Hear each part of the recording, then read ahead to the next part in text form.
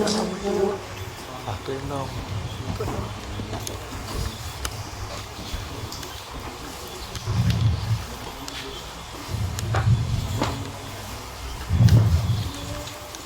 kan?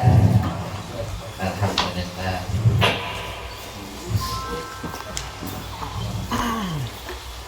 Allah Maha Kaya. Ada Allah apa takut? Semua mudah bagi Allah. Dengan amalan Allah Subhanahu wa taala akan mudahkan seluruh urusan kita. Dengan amalan Allah Subhanahu wa taala akan memudahkan seluruh. La ilaha illallah. La ilaha illallah. Allah Maha Kaya. Ada Allah apa takut? Semua mudah bagi Allah. Dengan amalan Allah Subhanahu wa taala akan mudahkan seluruh urusan kita. Dengan amalan Allah Subhanahu wa taala akan memudahkan seluruh urusan kita. La ilaha illallah. La ilaha illallah. Allah Maha Kaya. Ada Allah apa takut? Semua mudah bagi Allah. Dengan amalan Allah Subhanahu wa taala akan mudahkan seluruh urusan kita. Dengan amalan Allah Subhanahu wa taala akan memudahkan seluruh urusan kita. La ilaha illallah. La ilaha illallah. Poin yang keempat, dengan amalan Allah Subhanahu wa taala akan mudahkan seluruh urusan kita. Jadi sahabat Nabi dahulu, kalau mereka punya hajat, kalau mereka punya masalah, maka mereka langkah pertamanya itu buat amalan. Ya, amalannya apa? Amalannya datang ke Allah, lapor dulu ke Allah. Sudah lapor ke Allah, baik dengan sholat 2 rakaat ataupun dengan membaca Al-Quran ataupun dengan bersedekah, maka setelah itu urusan sahabat dimudahkan sama Allah. Kenapa dimudahkan? Karena mereka selalu dan senantiasa melibatkan Allah di dalam setiap permasalahannya. Jadi kalau ada masalah, ringan-ringan saja sama sahabat. Nah, karena ada Allah, ditolong sama Allah, dibantu sama Allah. Hari ini kenapa kita berat kalau ada masalah? Gak ada masalah pun berat, apalagi ada masalah.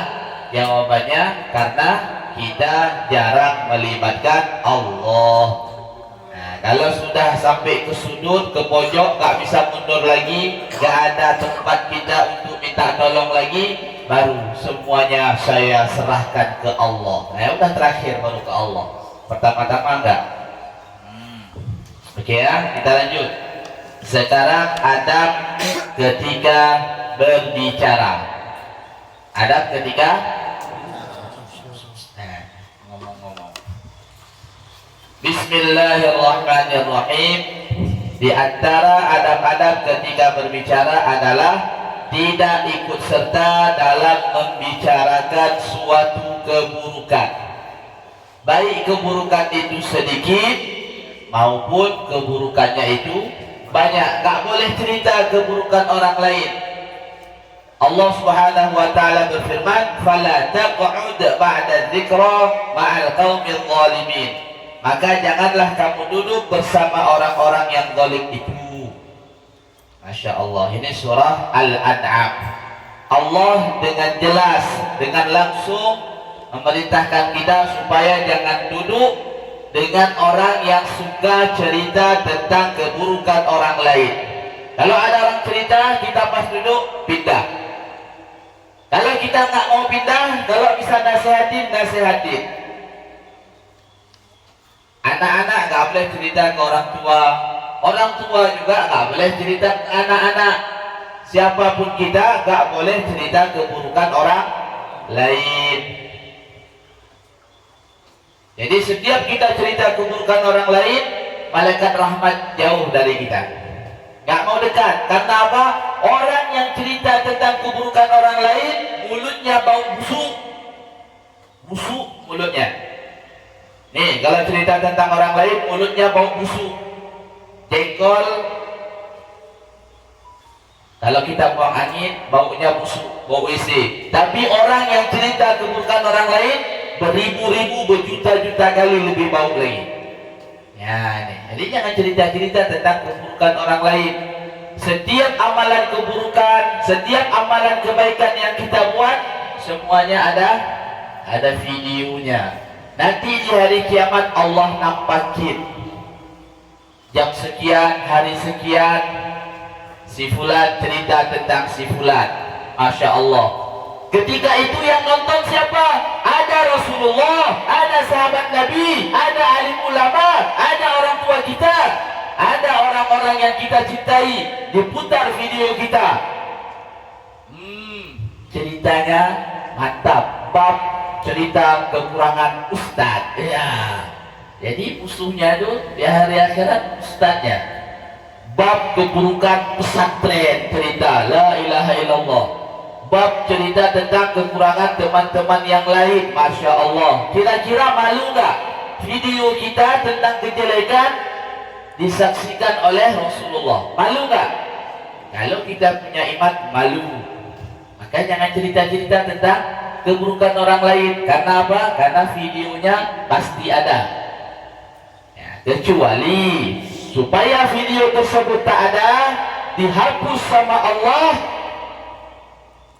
ya, datang kepada orang yang pernah kita cerita keburukannya, abang, adik, kakak, ibu, bapak, pakcik, makcik, wak, saya pernah cerita tentang wawa, saya pernah cerita tentang abang.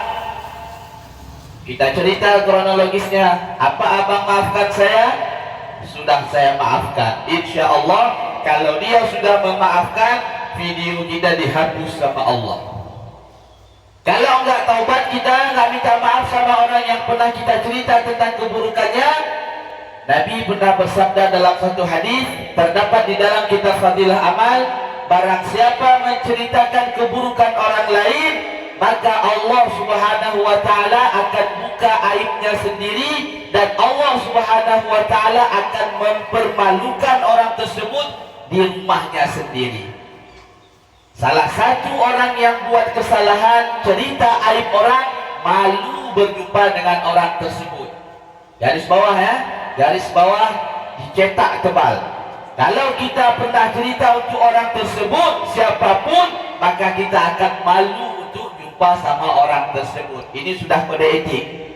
Bab dunia gitu juga, apalagi bab akhirat lebih lagi. Jadi jangan cerita-cerita tentang keburukan orang lain. Apalagi kalau umur kita sudah 40 tahun. Saya anak muda, belum sampai 40 tahun. Ada orang yang umurnya udah 40 tahun, bahkan lebih, cerita untuk orang lain keburukan. Kalau bisa kasih nasihat, Pak, Om, Wak, cium bajunya. Udah bau tanah nih, ngapain lagi cerita untuk orang lain? Nih tasbih, bertasbih aja, ngapain cerita untuk orang lain? Kan lebih mantap. Berani kira-kira? Kalau ada orang yang umurnya 40 lebih, udah bau tanah, duduk ngumpul, cerita untuk orang lain, bilang aja, nih tasbih lebih mantap daripada cerita-cerita aib orang lain. Bukan masanya lagi, bukan waktunya lagi. Waktu kita 40 tahun ke atas itu untuk taubat. Ya, bukan cari kekurangan orang lain. Ya. Itu dia poin pertama, jangan cerita tentang keburukan orang lain. Ya. Kemudian